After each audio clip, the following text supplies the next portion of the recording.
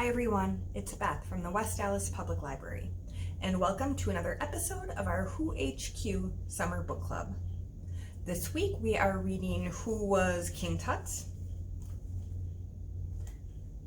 by Roberta Edwards, and this is episode 4.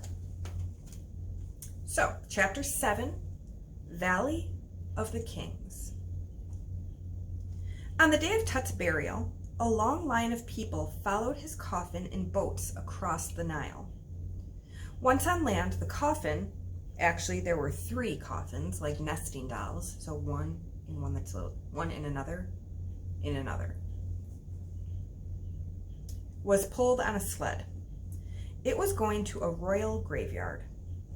This dusty, lonely area west of the Nile was called the Valley of the Kings. In some photographs, the area looked like a natural pyramid made of rock. Many other pharaohs were buried there, so priests stood guard day and night. Nearby was a separate cemetery for queens and members of the court. It was called the Valley of the Queens. At the head of the parade to the Valley of the Kings were the priests. Along the way, they sang songs and chanted prayers. One of the priests wore a mask with a dog face on it. He was supposed to represent Anubis, the god of mummies. Tut's young queen walked nearby. Following behind her were a group of women. They would all have been wailing and crying and tearing at their clothes. These mourners were there to express sadness over Tut's death. After the mourners came servants, hundreds of them. They were carrying all the furniture, food, and other items to go in the tomb. They also brought along many little statues that looked like servants. Once these were placed in the tomb, it was believed that the statues would come to life. Then the dead king would have all the servants he needed to take care of him. Here's a picture.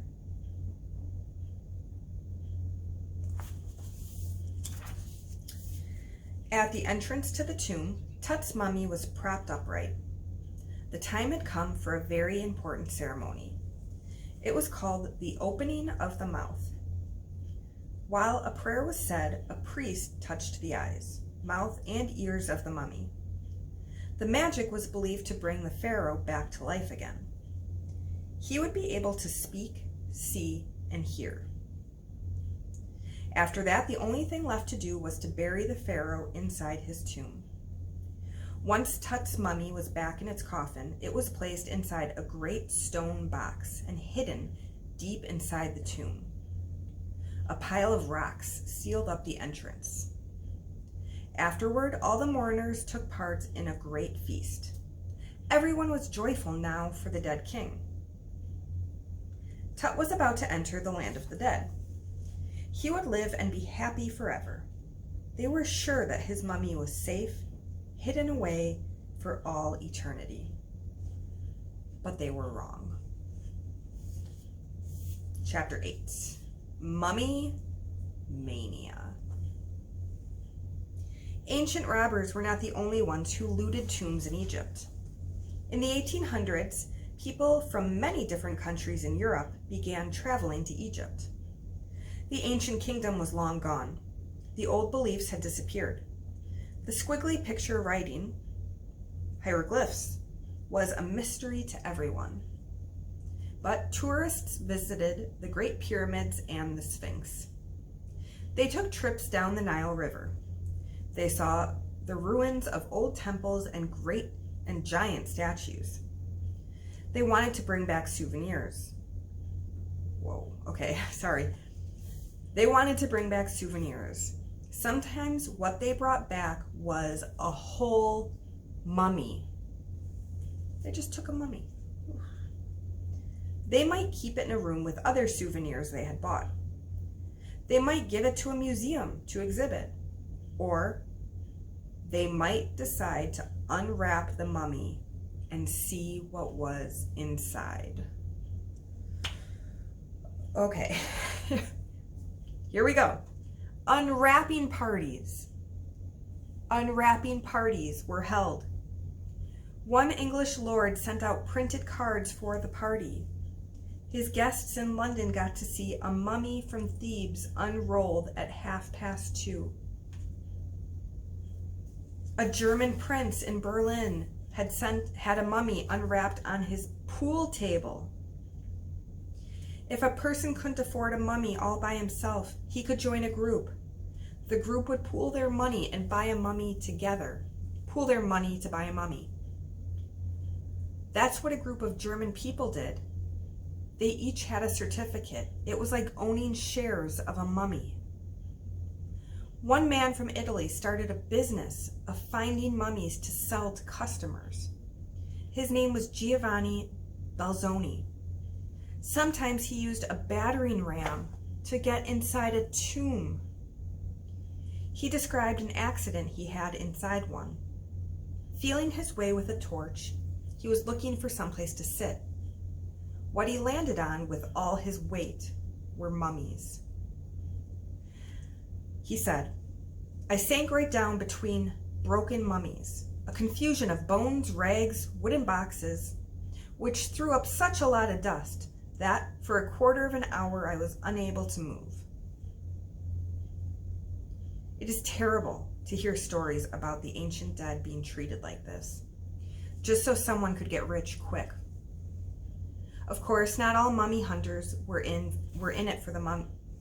Not all mummy hunters were in it for the money. Many people were interested in learning more about ancient Egypt, what life was like back then. People interested in finding objects that tell us about the past are called archaeologists.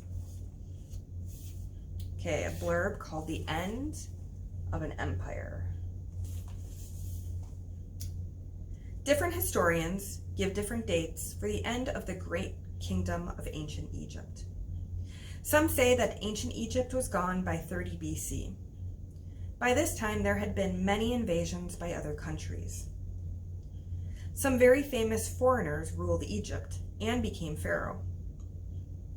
Alexander the Great took Egypt from the Persians. The Egyptians thought of the great Greek soldier as a hero. After Alexander died, one of his generals, Ptolemy, took over. Ptolemy the First. Perhaps you have heard of Cleopatra. She was queen of Egypt who lived from 69 to 30 BC. Julius Caesar was emperor of the Roman Empire. The Romans took over Egypt. Cleopatra thought that if she had Caesar's child, she would have more power, but it didn't work out that way. The Romans stayed in power. Within 100 years, the old Egyptian way of life was vanishing. Hieroglyphs had become a dead language. It became the job of archaeologists to uncover the past. By the late 1800s, many tombs of the pharaohs had been found. The trouble was that all of them were empty. The dream of every archaeologist was to find one that hadn't been looted. Many thought that was just a wild dream. They didn't believe there was even one tomb left with treasures. It's kind of sad, isn't it? They didn't think they could find a single tomb left intact. Howard Carter was practically the only man who thought there was. Okay, we'll stop there for today and pick up tomorrow for our last day of our Who HQ book club about King Tut. Bye, everyone.